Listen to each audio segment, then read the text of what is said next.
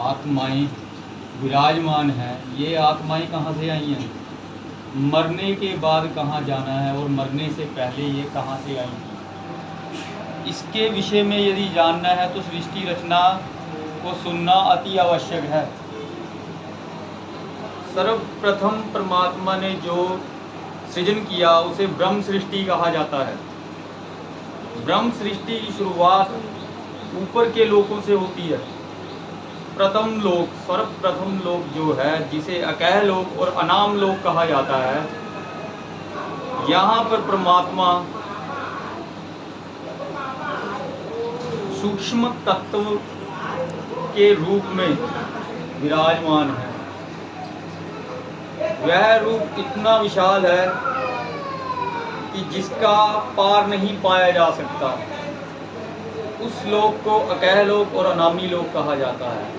वहाँ पे शब्द ऐसे गुंजायमान हो रहा है जैसे अरबों खरबों सागर समुद्र आपस में टकराएं और जो ध्वनि उत्पन्न हो, ऐसा शब्द गुंजायमान हो रहा है। सर्वप्रथम उस प्रभु ने इच्छा की अकह लोक से कि मैं एक से अनेक हो जाऊं। तब उन्होंने अपने रूप को सरल करके सूक्ष्म रूप से नीचे की तरफ रचना करने की इच्छा की, जिससे उन्होंने अनाम लोक से नीचे 3 लोकों की रचना की। अगम लोक, अलख लोक और सत्य लोक। ये कुल मिलाकर 4 लोक बने। अनाम लोक से प्रभु ने अपने रूप को सूक्ष्म करके सूक्ष्म रूप से नीचे की तरफ अगम लोक में भेजा। यहाँ पर जो सूक्ष्म रूप आत्माओं का है वह 16 सूर्य और 16 चंद्रमा से भी अधिक है। उसका तेज प्रकाश, उसका एक सूक्ष्म तत्व 16 सूर्यों के तेज से भी अधिक है। अब उससे आगे अगम लोक से जब नीचे की तरफ अलख लोक में आए, यहाँ पर इस सूक्ष्म तत्व को, जिसे आत्मा कहा जाता है, परमात्म स्वरूप कहा जाता है, जो उस परमात्मा से भिन्न होकर नीचे की तरफ आया, उसको सूक्ष्म देही दी गई, सूक्ष्म देही प्रदान की गई। अनाम लोक से साहेब ने सत्य लोक में अपने रूप को सरल करके तक पर विराजमान हो गए। अपने रूप को सरल करके वहां पे सत्य पुरुष के रूप में विराजमान है कबीर साहब। अब इस तत्व से जो सूक्ष्म देही तैयार हुई वो अंगुष्ठ मात्र है। अंगूठे से ऊपर में इतने हिस्से की मात्र है जो सूक्ष्म देही परमात्म तत्व के ऊपर लगी हुई है।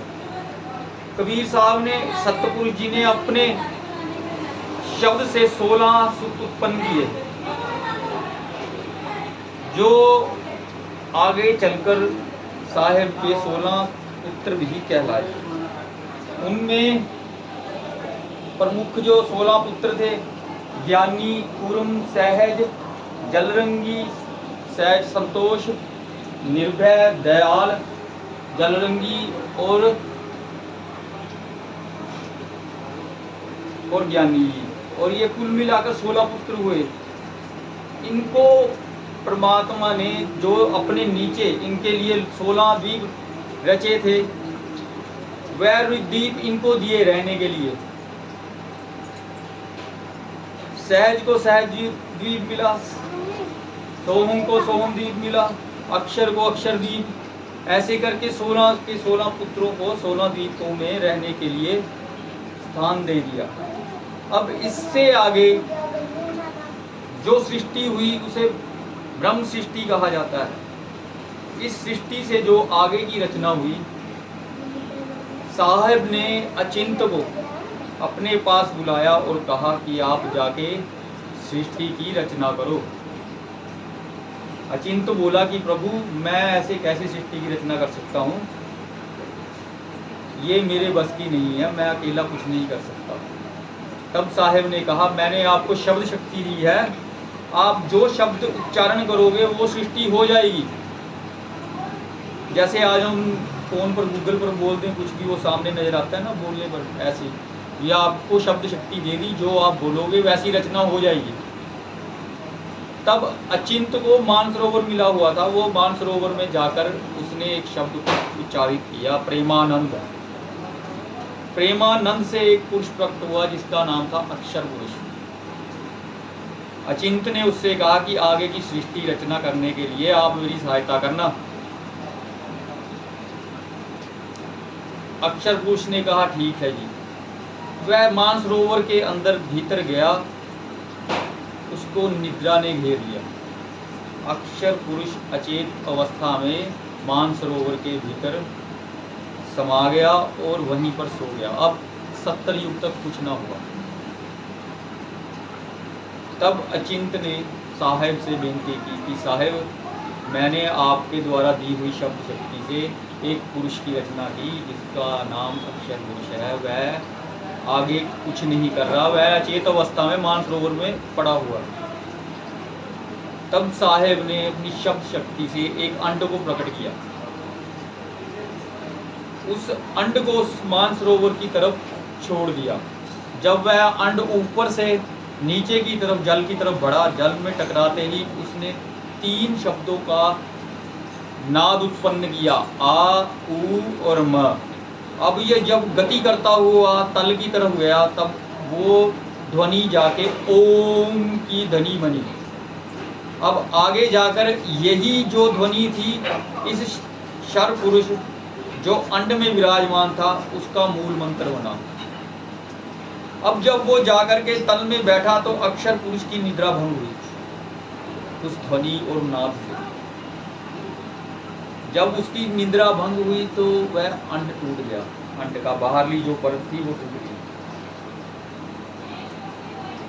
उसमें से शर पुरुष यानी ज्योत निरंजन, जिसका प्रकाश सूर्य के जैसा दिखने में है, ज्योत के जैसा, जैसा ये संतरी कलर है ऐसे कलर का प्रकाश, तेजो में प्रकाश निकला। अब ये कौन था? ये 5वें नंबर पर जो था तेज, ये परमात्मा का 5वें नंबर वाला पुत्र था तेज। इसकी सहायता से आगे की सृष्टि आरंभ करनी थी परमात्मा ने। उन्होंने देखा कि ये 16 के 16 पुत्र जो हैं ये तो बड़े ही धैर्य धरने वाले, प्रेमी, किसी के साथ बातचीत ना करने वाले, समाधि में बैठे हैं, ये आगे सृष्टि का विस्तार नहीं कर पा रहे, ये रुके हुए हैं यहीं पे। आगे की सृष्टि का विस्तार करने के लिए इनको तेज को प्रकट करना पड़ा। तेज ये परमात्मा का ही तेज है, क्रोध रूप का तेज है जो परमात्मा से उत्पन्न हुआ ये शर पुरुष। अब ये तीनों अचिंत, अक्षर और शर पुरुष यानी कि निरंजन, ये वहीं पर लोक में विराजमान थे।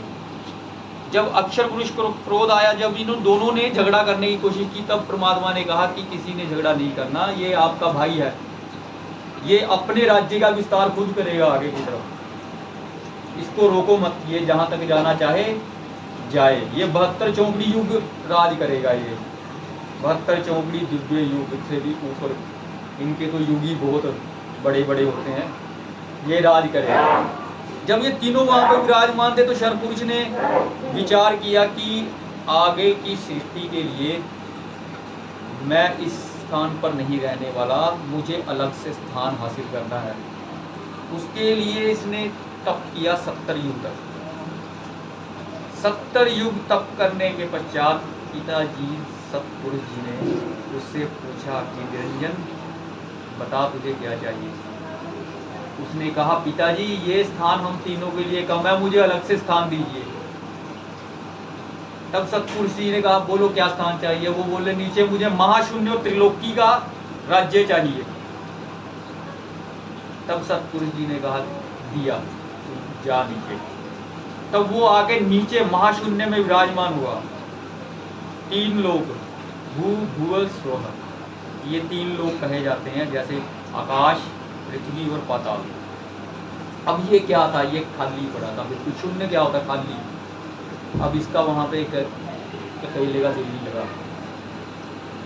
अब इसने फिर तप करके तत्व हासिल करने के लिए इच्छा की। तब इसने फिर 70 युग तप किया।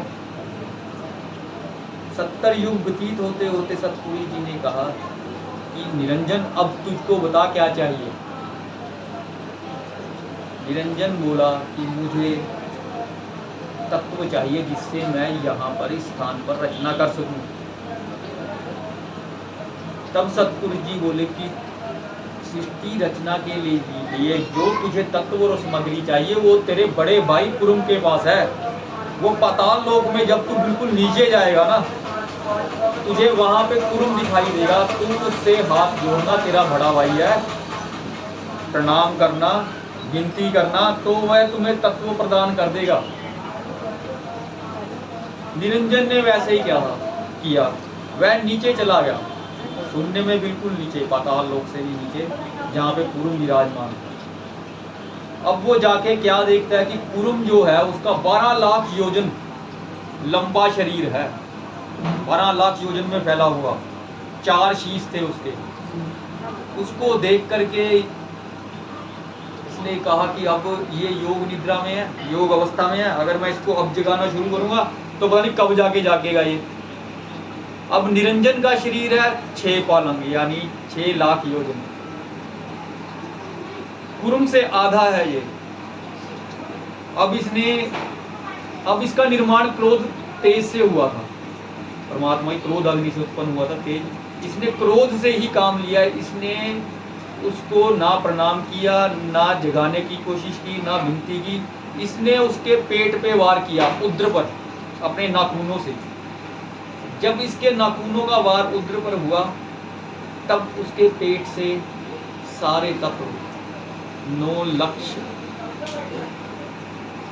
चंद्रमा, तारे, सूरज और 84 लक्ष योनियां वो निकल के बाहर आई।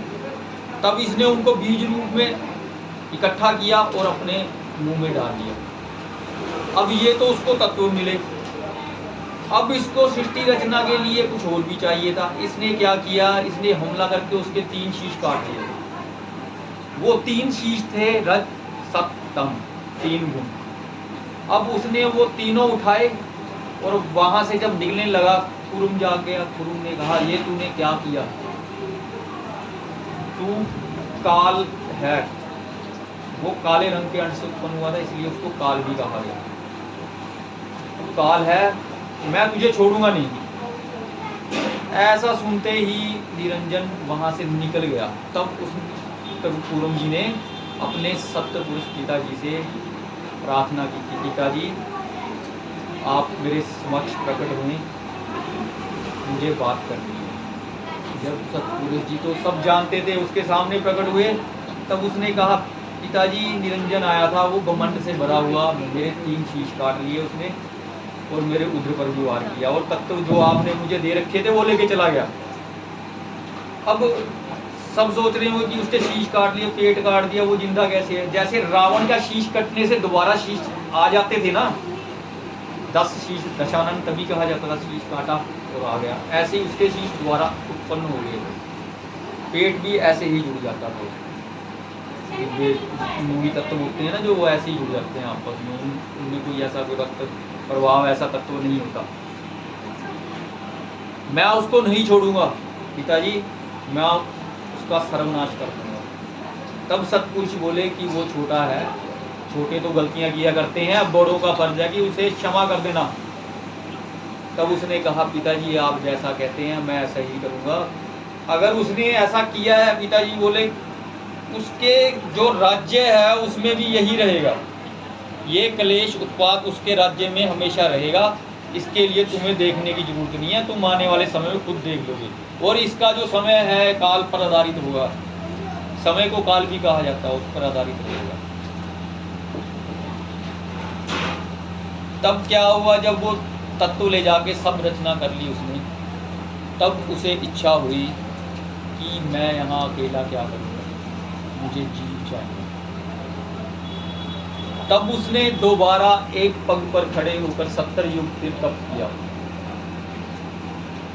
कि मुझे ब्रह्म सृष्टियाँ मिल जाएं, अक्षर सृष्टियाँ मिल जाएं, ये देहियाँ मिल जाएं जिनकी मैं आगे जाके सृष्टि में रचना कर सकूं। तब 70 युग बीतने के पश्चात साहिब ने उससे पूछा कि अब बता तुझे क्या चाहिए।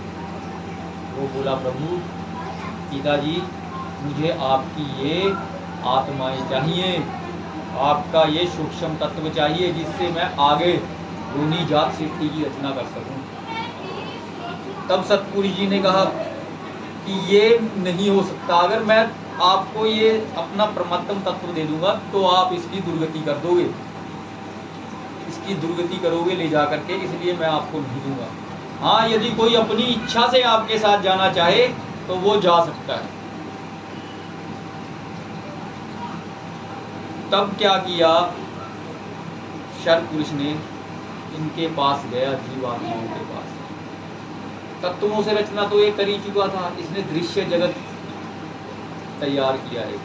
जैसे आज हम अब किसी अपने प्रोडक्ट की ऐड करते हैं, उसको दिखाते हैं, डिस्प्ले करते हैं, ऐसे गया है। इसने एक एक करके 84 लाख जीवों की योनियां दिखाई, जीवों को, कि मैंने ऐसे स्थान की रचना की है जहाँ पर सुंदर दृश्य हैं, मनभाग दृश्य हैं, समुद्र है, नदियाँ हैं, बाग बगीचे हैं। आप वहाँ मेरे साथ चलो, वहाँ बहुत आनंद पाओगे और खेल कूद क्रीड़ा में आनंद पाओगे। तब जीवात्माओं ने कहा कि इससे हमारा क्या होगा कि देखने से। उसने कहा मैंने जीवों की रचना भी की है, आप इन जीवों को देखो। एक एक करके जब 84 लाख जीव दिखाए, उनकी आत्मा इस मानव देह पर टिक गई। मानव शरीर उनको बहुत अच्छा लगा देखने। उन्होंने ऐसे तत्व से रचना की कि उनका खिंचाव मानव देही के ऊपर आसक्त हो गया। ये है ओम का सोहम का ओम के ऊपर आसक्त होना। अब कहते ना ओम सोहम एक के धारा, ओम सोहम वाजीवा का। अब ये दोनों जब एक दूसरे पे आसक्त हुए, तब इन्होंने कहा कि हाँ हम चल सकते हैं। तब काल ने पिताजी से कहा कि मेरे साथ कुछ जीव जाने के लिए तैयार हैं, आप उनको भेजिए। अब पिताजी ने कहा जो जाना चाहते हैं वो चले जाएं, मुझे कोई आपत्ति नहीं है। तब जैसे ऊपर अनामी लोक से परमात्म तत्व नीचे की तरफ आया, अगम अलग सत्यलोक, ठीक है, फिर 16 द्वीपों में फैल गया। अब वहीं से मान सरोवर से जो तत्व था नीचे शून्य की तरफ भेजा परमात्मा ने, सारे का सारा परमात्म तत्व, जिसे अक्षर पुरुष भी कह देते हैं, अविनाशी पुरुष, वो नीचे की तरफ भेज दिया। अब जब शून्य से नीचे, इसके शून्य में आया, मानसरोवर से नीचे, अब भी इसकी बात नहीं होनी। अब ये उन आत्मा को क्या करता, इसका मोटिव जो था वो हल नहीं हो रहा था। अब इसने फिर जब तप किया 65 युग बीत जाने के पश्चात जब सतपुरुष जी सामने आए, बोले निरंजन बोल अब तुम्हें क्या चाहिए। वो बोले पिताजी मैंने सब कुछ तो ले लिया, लेकिन मुझे इनकी खेती करने के लिए खेत चाहिए। ऐसा खेत जो बीज को, जिसमें मैं बीज स्थापित कर सकूं और ये अंकुर बन के फूट सके, ऐसा बीज खेत मुझे दीजिए। ये ज्योत निरंजन की इच्छा से परमात्मा ने कहा ठीक है बेटा, मैं जो तू चाहता है वैसा ही करूंगा। तब परमात्मा ने अपनी शब्द शक्ति से एक स्त्री की रचना की, जिसका नाम अद्या भवानी दुर्गा रखा, और अपने पुत्र योगजीत से कहा जा बेटा इसको निरंजन को सौंपा। मैंने इसको ऐसी शक्ति शिक्षा प्रदान कर दी है कि ये जैसा निरंजन बोलेगा ये उसको वैसी सृष्टि रच के दे देगी आगे। योगजीत अष्टांगी दुर्गा को शर पुरुष जी के पास छोड़ा। अब यहां से इन दोनों ने मिलकर के आगे की योनि जात सृष्टि की रचना की, जिससे इसके तीनों लोकों में सृष्टि आरंभ हो सके। अब इसने अपने 3 लोकों को 7 ब्रह्मांडों में डिवाइड किया। 21 लोक, 7 या 21, अंतरिक्ष, भूलोक और पाताल लोक, ऐसे इसने तीनों लोकों में 7 ब्रह्मांड स्थापित कर दिए। अब उन 7 ब्रह्मांडों के बीच में एक ब्रह्मांड के अंदर 7 करोड़ गैलेक्सीज जिसको कहते हैं आकाश गंगाएं वो चल रही हैं, यानी 7 करोड़ पृथ्वियां एक ब्रह्मांड के अंदर हैं और 49 कोटि सातों साथी 49 करोड़ टोटल 49 करोड़ जो ब्रह्मांड हैं वो इस समय इस शून्य के अंदर चल रहे हैं, जो ज्योतिर्गणजन के पास है शून्य। अब इसमें इसने क्या किया, 3 गुण 5 तत्व से रच करके बाकी इंद्रियां, कर्म इंद्रियां, इनसे रच करके आगे की सृष्टि रची। अब इसने दुर्गा को, प्रकृति को अपनी जीव रूपा बनाया। जीव रूपा उसको कहते हैं जो किसी तत्व को जीव को रूप प्रदान कर सके। अब उसने जैसे एक वैवाहिक स्त्री पुरुष रहते हैं ऐसे रह करके उसने 3 स्थान बनाए। 3 स्थानों में यानी 3 ब्रह्मांड, आप समझ रहे हो ना, 3 देवताओं का लोक, मृत्यु लोक और नीचे पाताल लोक। अब जो देवताओं का लोक था ब्रह्मा का है, विष्णु सेंटर में आते हैं, नीचे पाताल लोक शिव को है। अब उसने 3 स्थान ऐसे बनाए जहां पर दुर्गा की सहायता से 3 पुत्रों को जन्म दिया। सर्वप्रथम जो पुत्र उत्पन्न हुआ उसका नाम ब्रह्मा, उसके अंदर रजगुण है। ये 3 गुण जो मिले थे, सत्य रज तम। ब्रह्मा का गुण है रजगुण। रजगुण होता है आगे की सृष्टि को जो शुरू करता है उसको रजोगुण कहते हैं। रजगुण मिला। अब विष्णु को सतगुणी बनाया उन्होंने दूसरे स्थान पर।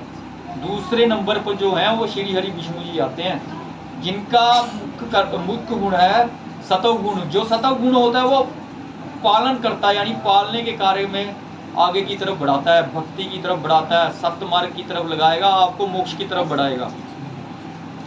अब जो पाताल लोक में नीचे का स्थान जो था, वहां पे उन्होंने जिस बालक को जन्म दिया उसका नाम था सदाशिव, भोलेनाथ, शिव शंकर कैलाशपति। उनको तमोगुणी बनाया। अब ये 49 करोड़ ब्रह्मांडों के अंदर 49 करोड़ ही शिव हैं, 49 करोड़ विष्णु हैं, 49 करोड़ ब्रह्मा हैं। अब इनको ये सृष्टियां सौंप दी कि तुम आगे की तरफ विस्तार करो। अब ये ब्रह्मांडों में जो शुरुआती ब्रह्मांड है, इनके ये जल के अंदर थे विलुप्त। अब यहाँ तक की जो सृष्टि है एज इट इज वैसी है जैसे शुरू हुई थी, जिसको ब्रह्म सृष्टि कहा जाता है। अब इन तीनों ने मिलके आगे विस्तार किया सृष्टि का। जैसे लोकपाल बने, दिक्पाल, चारों दिशा 10 दिशाओं के दिक्पाल नियुक्त किए गए। ये किनकी संतानें थी? ये इनकी संतानें थी आगे ब्रह्मा की। अब ये जो अष्टंगी दुर्गा ने सृष्टि की रचना की, ये कोई कबीर साहब ने अपने पास से नहीं कह दी। ये जो सच्चाई है, ये इस सच्चाई का सबूत अभी मैं आपको देवी भागवत पुराण से दूंगा। ये तो हुआ सृष्टि रचना यहीं तक क्या, ये पाताल लोक तक, काल से यानी परमात्म तत्व से लेके शर तत्व तक। इस संसार में कहते हैं, वैसे एग्जाम्पल भी दे देते हैं, 2 ही प्रकार के पुरुष देखने को मिलते हैं, एक क्षर पुरुष, एक अक्षर पुरुष। क्षर पुरुष तो ये जितनी भी देहें हैं, मानवीय देहें 5 तत्वों से निर्मित, इसको क्षर पुरुष कहा जाता है। ये अपने समय पर आगे इसका नाश हो जाती है। अक्षर पुरुष, इनके अंदर जो विराजमान आत्मा देही है उसको अक्षर पुरुष कहा जाता है। अब मैं आपको उस सृष्टि रचना का प्रमाण दूंगा कि ये जो है वो सत्य है, अपने पास से किसी ने कुछ नहीं कहा होगा।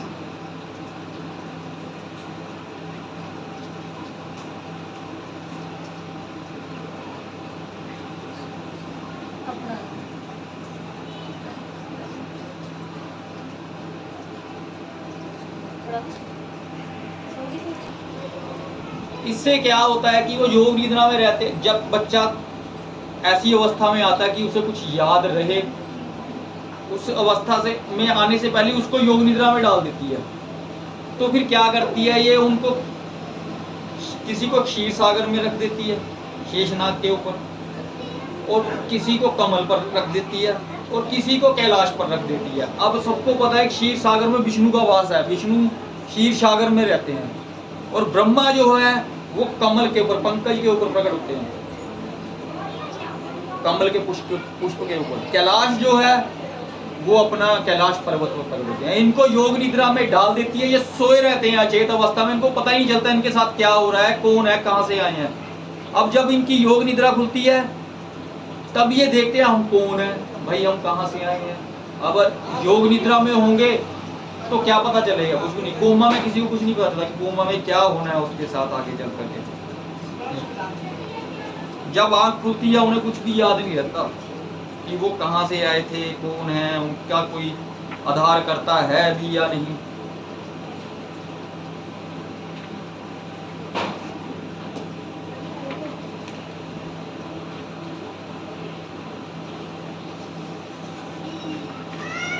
कुमार व्यास मुनि जी, वेद व्यास जी, जिन्होंने चारों वेदों को बनाया। सर्वप्रथम एक ही वेद होता ऋग्वेद, वो भी श्रुति में हुआ करता था, याद होता था सबको जबानी। अब आने वाले समय में लोगों की श्रुति इतनी अच्छी नहीं रही, इसको देखते हुए वेद व्यास जी ने एक ही वेद के 4 विभाग कर दिए। वो वेद व्यास जी जो पांडवों के और कौरवों के पिता भी थे, उन्होंने नारद जी से प्रश्न किया कि नारद जी, आप तो ब्रह्मा की संतान हैं, ब्रह्मा के मानस पुत्र हैं, आप बताइए कि इस सृष्टि का आधार क्या है, हम सब जीव कहां से आए हैं और उन जीवों का आधार कौन है, परमात्मा है या नहीं है, इसके विषय में बताइए। तब नारद जी ने उनको उनके प्रश्नों का उत्तर दिया है। तब नारद जी बोले कि आपने जैसा मुझसे प्रश्न किया था ऐसा ही प्रश्न किसी समय में मैंने अपने पिता ब्रह्मा जी से किया था। तब मेरे पिता ब्रह्मा जी बोले कि तुमने मानव कल्याण के लिए जो प्रश्न किया है मैं उसका उत्तर आपको अवश्य दूंगा।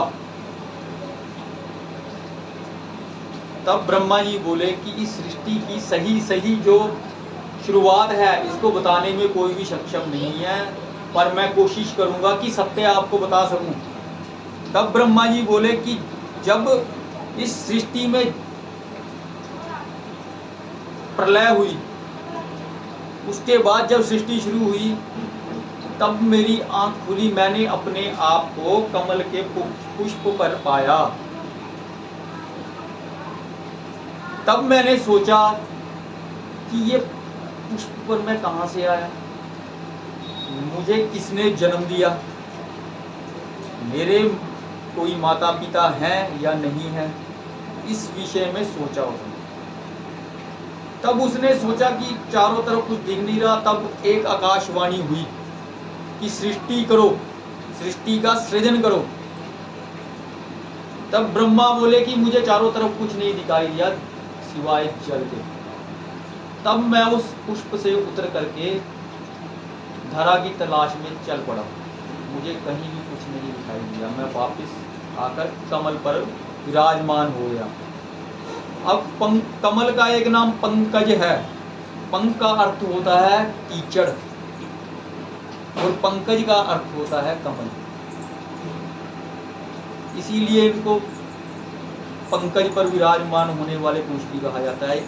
तब उन्होंने सोचा कि इसकी नाल कीचड़ में होगी, जहां पंख होगी वहां पंकज अवश्य होगा। तब उन्होंने नाल पकड़ के बोले, मैं नीचे की तरफ चलना शुरू कर दिया। कितने युगों तक मैं नीचे की तरफ चलता रहा, मुझे उसका कोई आधार ना मिला। फिर मैं वापस आ गया। जैसे ही मैं आकर उस पर विराजमान हुआ तब मधु कैटव नाम के 2 राक्षस वहां पर प्रकट हुए। उन्होंने मुझे मारने के लिए मुझ पर आक्रमण किया। तब मैं नाल को पकड़ के नीचे की तरफ चल पड़ा। हाँ, नीचे की तरफ चल पड़ा। वहां मैं क्या देखता हूँ, नील वर्ण का पुरुष जिसकी नाभि में वो कमल की नाल जुड़ी हुई थी, वो योग निद्रा में सोया हुआ है। इतने में मधु कैटव मुझे मारने के लिए उदित हुए। तब उस विष्णु जी के शरीर से योग माया निकली। अब ये योग माया को देखो, वही है भवानी जो इनको अचेत अवस्था में सुला देती है। निकली और सामने विराजमान हो गई। तब विष्णु जी की योग माया जब निकली तब उसकी निद्रा टूट गई। तब विष्णु और मधु कैटव के बीच में 1 सहस्र युग तक 5 सहस्र युग 5000 वर्ष तक युद्ध चलता रहा, लेकिन विष्णु उसे मारने में सक्षम नहीं हुए। तब मैंने उस योग माया अष्टंगी की स्तुति की और उसे कहा कि मां सहायता करो, आप कौन हैं, इनकी सहायता करो। तब उस देवी ने, अद्या ने, भवानी ने विष्णु को शक्ति दी और उसने उनको, मधु और कैटव को अपनी जांघों पर पटक पटक कर मार डाला। इतने में वहां पर शंकर भी पहुंच गए। अब देखो ये तीनों इकट्ठे हुए, ब्रह्मा, विष्णु और शिव, तीनों एक स्थान पर एकत्रित हो गए। तब इनको अष्टांगी दुर्गा ने कहा कि आगे की सृष्टि करो। तब वह बोले कि हम ऐसे सृष्टि कैसे कर सकते हैं, यहाँ पर तो जल ही जल है, सृष्टि करने के लिए हमें आधार चाहिए, अगर आधार है नहीं हम सृष्टि नहीं कर सकते। और हमें बताइए हम हैं कौन, क्या हमारे बिना ये सृष्टि चल सकती है। तब वह देवी मुस्कुराई, हंसी।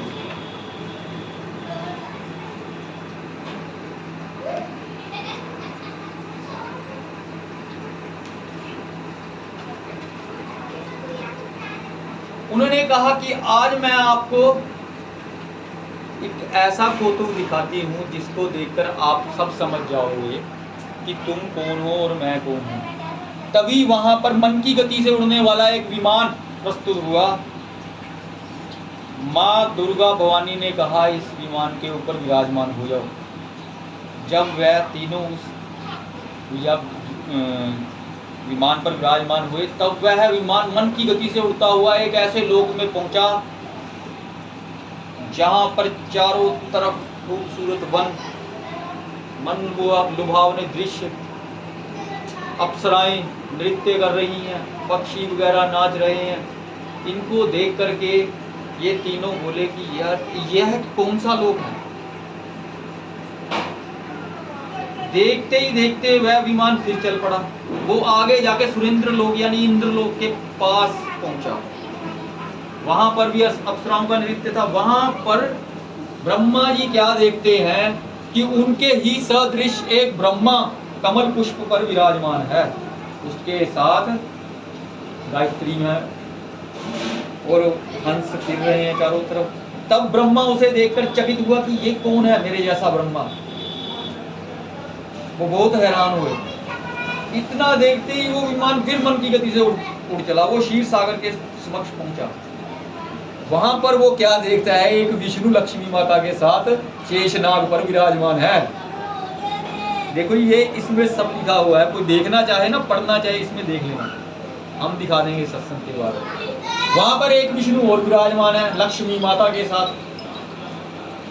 अब विष्णु भी चकित हुए कि ये मेरे जैसा कौन है भाई, ये यहाँ पर विराजमान है। ये हम तो सोच रहे थे हम ही है, बस हमसे ऊपर कोई नहीं है। इतना सोचते सोचते वो विमान वहां से मन की गति से फिर उड़ चला। जब वो उड़कर गया पाताल लोक में कैलाश के पास, वहां पे एक महादेव और पार्वती बैठे मिले कैलाश के ऊपर। अब शिव भी चकित कि ये कौन है भाई, ये हम तो सोचे तीन ही है। अब कहने का भाव तात्पर्य ये है, जब उन्होंने माता से प्रार्थना की कि हे माँ आप कौन हैं, या देवी सर्वभूतेषु सर्वरूपेण संस्थिता नमस्तस्ते नमस्तस्ते नमस्तस्ते नमो नमः। ये क्या माया है ये बताइए आप हमें। तब वो विमान मन की गति से फिर चल पड़ा। वो जाके दुर्गा के लोक में गया। वहां पर 64 योगिनियां दुर्गा के समक्ष, दुर्गा स्वयं विराजमान।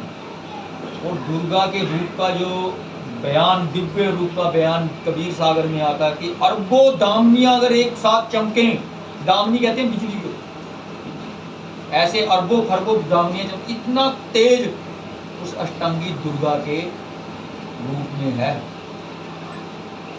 अब दुर्गा के लोक में पहुंच के वो प्रार्थना कर रहे हैं कि बताओ माँ क्या है। वो बोली आप सिर्फ एक लोक के ब्रह्मा विष्णु तथा शिव हो, ऐसे पता नहीं कितने लोक मैंने रच रखे हैं।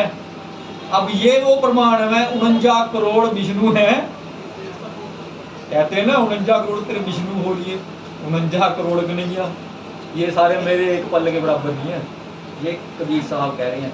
अब ये उसका प्रमाण है कि ये सृष्टि के अंदर जो योनिजात सृष्टि रची हुई है, इसमें 49 कोटि ब्रह्मांड चल रहे हैं, जिसमें पृथ्वियां हैं, चांद सितारे हैं, हम अकेले नहीं हैं, हमसे अलावा और भी ब्रह्मांड चल रहे हैं, पृथ्वियां हैं। और आज की तारीख में उनका खोजबीन चलती है, जो देखते हैं अंतरिक्ष में क्या खगोल विज्ञान होता है, क्या होता है वो देखते हैं, उनको नई नई गैलेक्सियां मिलती रहती हैं, पर वहाँ पर पहुँच नहीं सकते, प्रकाश वर्ष लगते हैं, वो है नहीं। यही उसमें क्या नाम है, हनुमान चालीसा में ही कहा हुआ, युग सहस्त्र कोटि पर भानु, ये एक 1000 वर्ष प्रकाश वर्ष दूर सूर्य है हमारी पृथ्वी से, और गैलेक्सियां तो पता नहीं कितनी दूर होगी।